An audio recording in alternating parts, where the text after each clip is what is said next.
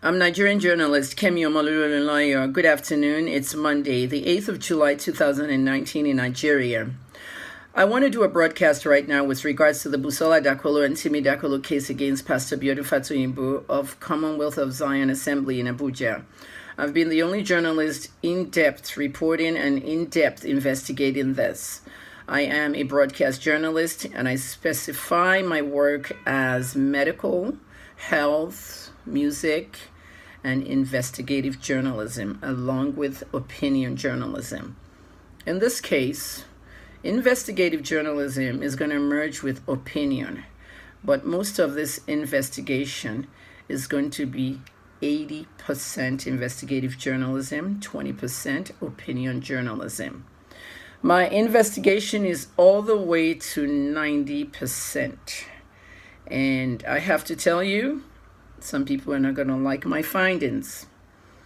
Busola Dakolo and Tumishe Oluyede were not raped by Pastor Biodun Fatoyinbo. These are my findings.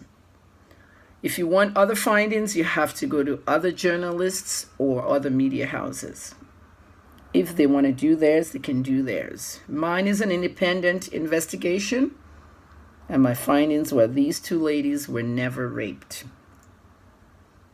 Whatever happened between them and Pastor Biodun basically was consensual, if anything happened. I find it very hard to believe them both. I have facts, very disturbing facts that you're going to see. Many of them I've already posted, many videos, many postings. There's still lots more coming. I've interviewed family members from both sides. I've interviewed church members. And now their own church has gotten involved in the investigation.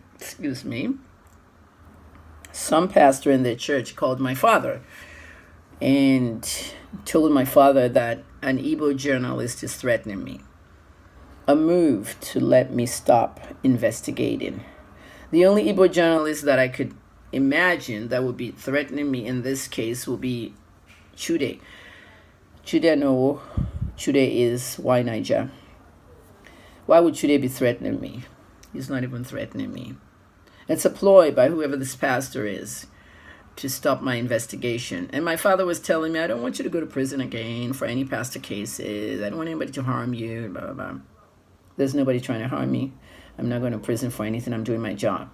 I specifically did a broadcast yesterday, Sunday, the 7th of July, 2019, telling Pastor Paul Adefarasi of House on the Rock in Lagos to call his pastors to order and tell them not to call my father.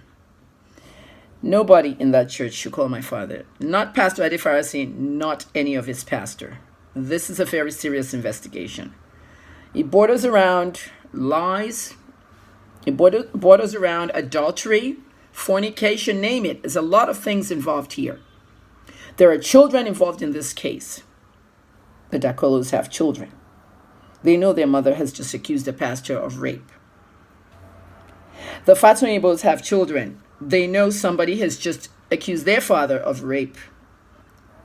It's very important to be very sensitive in this case. This is one of my most difficult investigations. I've done over 22 in my lifetime. In 25 years of journalism, and this is one of the hardest. It looks even harder than the man that was chopping women in a church in Philadelphia, Pennsylvania, storing them in the freezer and eating them, cooking their bodies whenever he wanted. Some things are very, very hard. I'm not a detective. A detective is a police investigator. An investigative journalist is different. There are journalists that work with police when the investigation's going on. That's us. And then many of these journalists will work with the police department in the Nigerian Police Force. I'm aware of that because of the IGP monitoring unit. Okay, police prosecutor Umana told me a story about Professor Lebari, the professor of University of Port Harcourt that was murdered. One Nation reporter was working alongside them, step by step, to do the investigation. And police, the public, and the media work together in America and Canada in something they call Crime Stoppers. If you have a tip, you call anonymously. And I've given people the anonymous place to put their tip HNNAfricanNews@yahoo.com. All tips are anonymous. I protect the source because I'm a journalist. Some people said I didn't protect some source. Kemi Olunloyo is not a source. She's an alleged rape victim. Why Niger did not protect her? They let her speak with her voice. They only protected her face. And they're obligated to protect her. I personally feel that they set her up so that people can hear her. Her friends heard her voice. They knew it was her. So Kemi Olunloyo, a journalist, heard her voice, and now it's like I'm an evil person. No, it's the same thing. Why Niger is responsible for that? Now, at the end of the day, Busola Dakolo lied. I can tell you now, 95.5% that she was not raped by the pastor. If anything happened between them both, she had intercourse with the pastor. Allegedly. I'm even non-affirmative, phrasing it. There are allegations of rape. I say there should be allegations of consensual sex. Of course, I want to talk to the pastor. Everybody's telling you, have you talked to the pastor? How am I going to talk to a pastor that's in seclusion? A pastor that you guys forced off the pulpit? A pastor who's told to step down? Nigerians, wake up. We are smart, but not intelligent. SBNI, my phrase. Give journalists opportunities to do their work. I'm an investigative journalist. I could have interviewed Pastor Fatsonibo way before you guys forced him out of the church. I would suggest that House on the Rock stay out of this investigation because some people are now sending me tips saying that this is a fight between House on the Rock, and COSA. Never heard of anything like this before. Okay, except for the Salvation Ministry versus OPM. Both pastors I've spoken to, both pastors have prayed for me. I am a member of Salvation Ministry. I worship online. But the public is fueling a lot of this stuff. OPM shaded, BM shaded OPM. Is this what we have going on? COSA versus House on the Rock? I hope not, because these houses of God are supposed to be for worship, not for hate. I always say to my fans, be hated, don't hate. Don't hate anybody. I've had a lot of tired days and nights, 15 hours a day working on this case. I'm going to summarize my investigation as soon as Pastor Fatsonibo comes out of seclusion. Busola has fired the police in Lagos. Fatsonibo has to respond to that. I don't know where they're going to take the case. Okay, because Abuja, where he's based, Lagos, where they live, is not where this crime happened. It happened in Ilori. I've spoken to several people from Ilori. Family members on both sides I've spoken to. Friends, people that knew them, pastors, former pastors.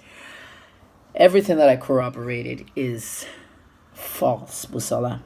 And then to top it off, I found my interview with Busola and Timmy. Timmy told me on the red carpet at Love Like a Movie, LLAM, Dari Artaladi's Valentine concert, that he married and met Busola pure as a virgin. That very same interview is the line that he used on that red carpet with another media outlet. And that video,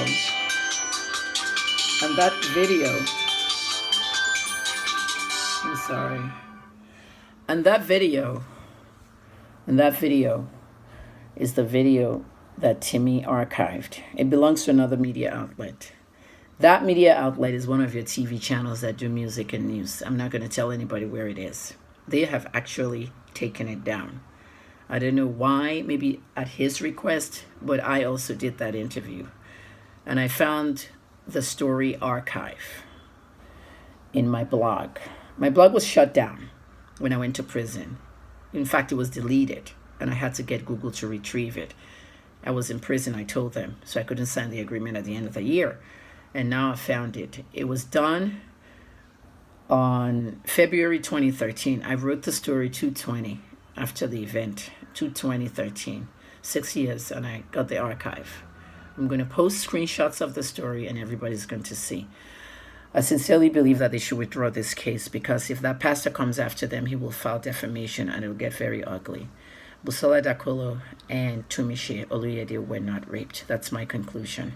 And I'll show you all my investigation. Thank you. I'm Kemi Olunloyo.